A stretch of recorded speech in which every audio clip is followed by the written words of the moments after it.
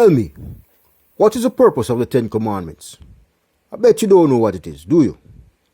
If you think you do, pause this video right now and write it down before we continue. Now tell me, who was the Ten Commandments made for? Was it made for us? Who is us? When you say us, do you mean the entire world? Just the children of Israel or another group of people? If you know, pause this video again and write it down before we continue. Let us now continue. Greetings and blessings, my brothers and sisters, children of Yahweh. Today, in this presentation, Module 5, we will be talking about the Ten Commandments.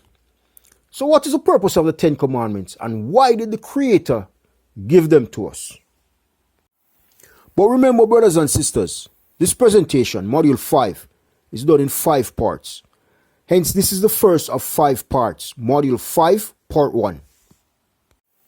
Let us now start by looking at why the Creator gave us the Ten Commandments. So who is us? Is it everyone on earth? Or is it just the Israelites? Or maybe it's another set of people, right? Well, I think it's quite safe to say that the Creator would love everything that He created, right? Hence, He would love us all. However, the Bible has shown that He prefers, lean towards, or show more love to a certain type or sect of people that He created.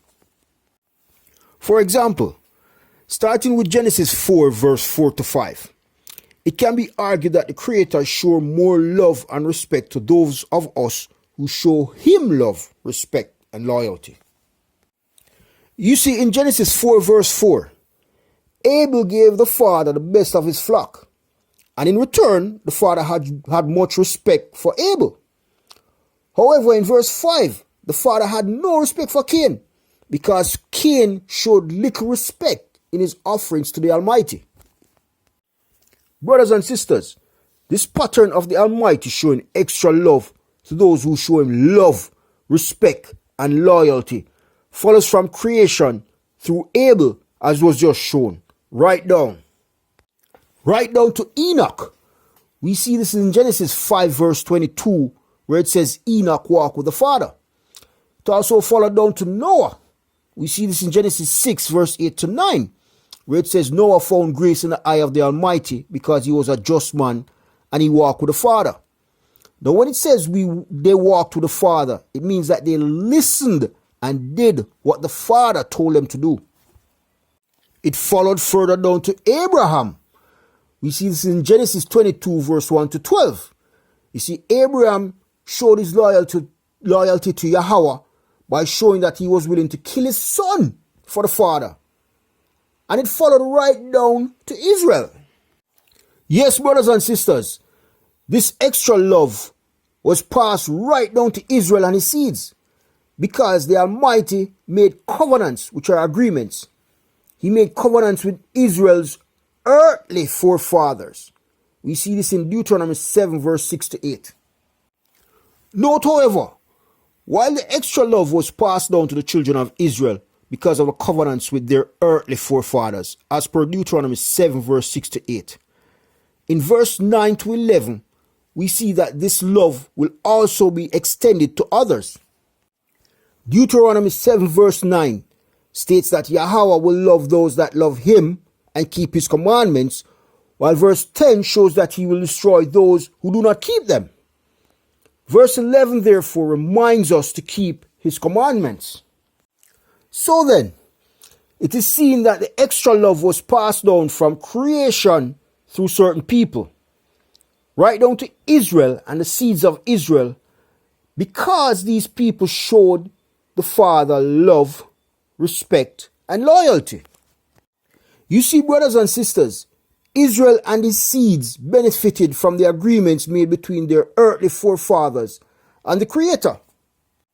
However, the Almighty also extended this extra love not only to Israel, but to everyone who shows Him, the Father, everyone who shows Him love, respect, and loyalty as per Deuteronomy 7 verse 9. A perfect example of this extension to others outside of Israel is seen in Acts chapter 10, where the Father told Peter to accept Cornelius, a non-Israelite, a Roman, accept him as clean. We see this in verse 28. We also see this where the Gentiles were also given the gift of the Holy Ghost. We see this in verse 45. Therefore, brothers and sisters, when it is said that Yahweh gave us the 10 commandments, it means it was given to those that showed love, respect, and loyalty to the Father. It just so happens that from creation, only a certain group of people showed great love, respect, and loyalty to Yahweh. Abel, Noah, Abraham, etc. Now, consequently, the Father made agreements or covenants with these people which covered their future seeds. Now, their future seeds just happens to be the Israelites. It therefore appears as if the 10 commandments and all covenants made with the Father only applies to the Israelites. However, proper analysis has revealed that all covenants handed down to future generations applies not only to Israelites, but as it was in the beginning, the covenants are handed down to anyone who shows love, respect, and loyalty to Yahweh, as shown in Deuteronomy 7 verse 9 to 11 and Acts chapter 10. That being said, it should be strongly noted that while there are a very, very few non-Israelites showing true love, respect, and loyalty to Yahweh, the majority of people showing true love, respect, and loyalty to Him back then and even to today are in fact Israelites. Now, and I say this strongly, do not confuse the Ashkenazi Jews in modern day Israel as Israelites. We mean the real, true Israelites that have endured the curse mentioned in Deuteronomy 28, verse 15 to 68. You see, the irony of it all is that some of you are in fact the real, true Israelites and don't even know it. Hence, the 10 commandments handed down is given to us, meaning it was given to the Hebrews and the real, true Israelites in the past, because they were the only people showing love, respect, and loyalty to the Father back then. And it is also given to any non-Israelite who showed love, respect, and loyalty to Yahweh back then and today. That is us. Brothers and sisters, the 10 commandments applies to us as described. It does not apply to all the people in the entire world. This will become more apparent as we continue the presentation. So did you answer this question correctly at the beginning of the presentation? Moving along. Now, why did Yahweh give us the 10 commandments? So there are two main reasons why the Creator gave us the 10 commandments. And these two reasons point to the purpose of the commandments. So what are the two main reasons for the commandments? Well, let us explore this. So if we look in Matthew 22 verse 37 to 40, we see that Yahushua, our Savior, breaks down the 10 commandments into two categories. The first category speaks about loving the Creator, and the second category speaks about loving our neighbor. Now, on these two categories hang all the laws. Hence, these two categories are the two main reasons for the 10 commandments. But let us analyze this further.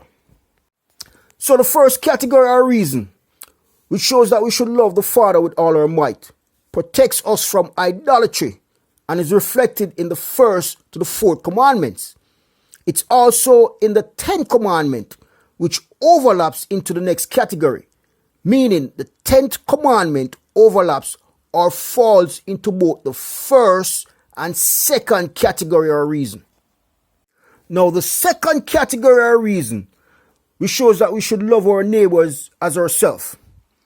This protects us from each other and is reflected in the 5th to the 9th commandments, as well as the 10th commandment, which we already showed that the 10th commandment overlaps into the 2 categories or reasons. Now, brothers and sisters, since the second category is easier to analyze than the first category, let us at this point explore the second category, which essentially is the second of the 2 main reasons for the 10 commandments. So how does loving our neighbor as ourselves protect us from each other? Well, let us, for example, take a look at just one of the 5th to the 9th commandment. Anyone. Let's choose, for example, the 7th commandment, which says you shall not commit adultery. So tell me, do you have any idea or can you imagine how many men and women have been killed, murdered, because one man slept with another man's wife? You know what? Let's flip this question. Do you know how many murders could have been prevented if one man didn't sleep with another man's wife?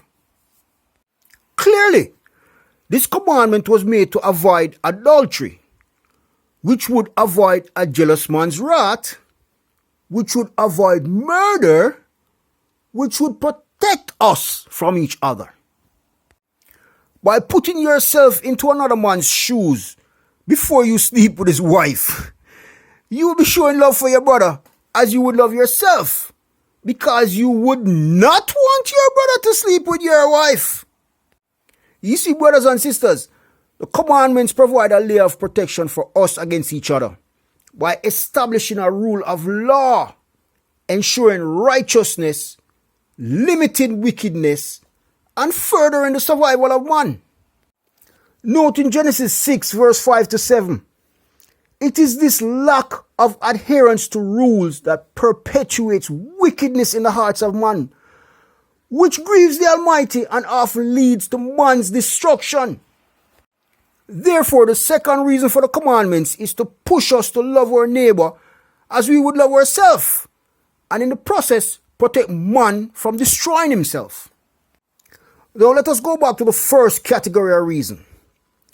How does loving the Father with all your might protect you from idolatry? Also, why is it important to be protected from idolatry? Well, earlier in this presentation, as well as in earlier presentations, for example, Module 1, where we talk about sex, fornication, and adultery. Earlier, we showed that a covenant is an agreement. We also showed earlier that Yahweh made covenants with our earthly forefathers. Note that our forefathers were black people, Hebrews at the time, not Israelites. You see, black people were the first manner of people. For a deeper explanation of this, see our Module 3 presentation, which speaks about creation, the Tower of Babel, separation, and reunification. For example, in Genesis 9 verse 8 to 17, Yahweh made a covenant with Noah. Now, Noah was a black man among other black people, but he was a Hebrew, not an Israelite. Also, in Genesis 17, the Creator made a covenant with Abraham, again a black man, a Hebrew, but not an Israelite. Note in Genesis 17 verse 2 to 7, Yahweh made a covenant, changed Abraham's name to Abraham, showed Abraham that many nations and kings will come from his seed, showed that the covenant he's making with Abraham will also pass down to his seeds, and in verse 21 shows that the covenant will specifically pass down through Isaac, Abraham's son.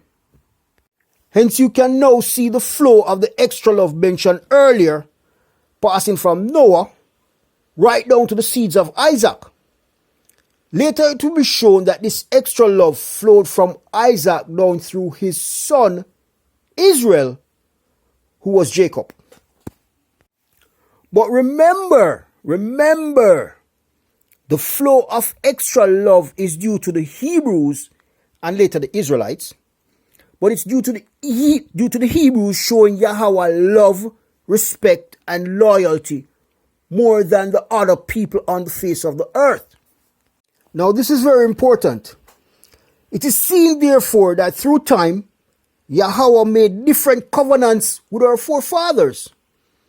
The one made with Abraham that was passed down to Israel is that Abraham will be the father of many nations and kings, and the extra love will continue to flow through his seeds to ensure the fulfillment of the agreement.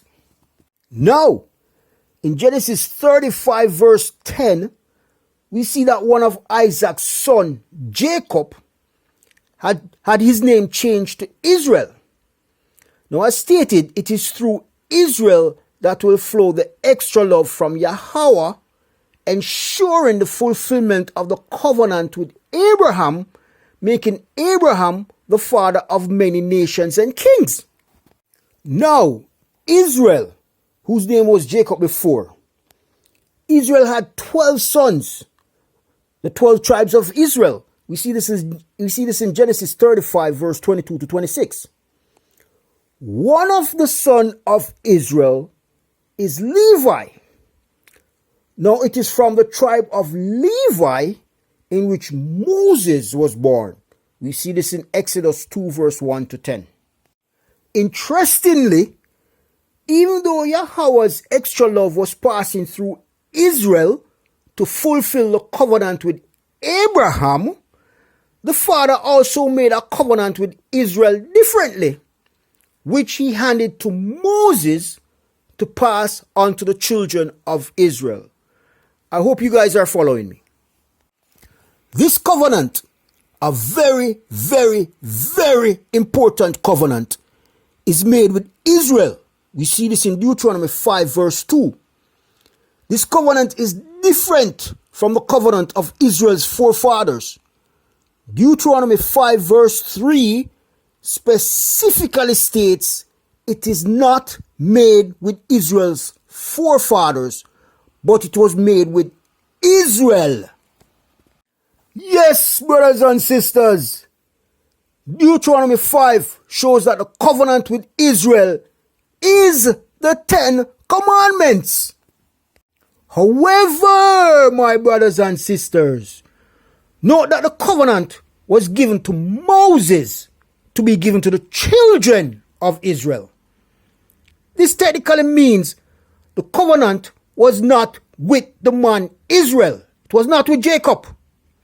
The covenant, the 10 commandments, was with the children of Israel, the Israelites. This clarification is very important. You see, as sometimes when we say Israel or Israelites, what we really mean and what we should be saying is the children of Israel. Everything is starting to come together, right? Yes, brothers and sisters, the 10 commandments is not made for everyone on earth. It is made for us as defined earlier. However, due to time constraints, it's best that we now take a break and continue in part 2. Just remember as we go into part 2 that the 2 main reasons highlighted thus far will point to the purpose of the commandments. Please subscribe and join me in module 5, part 2.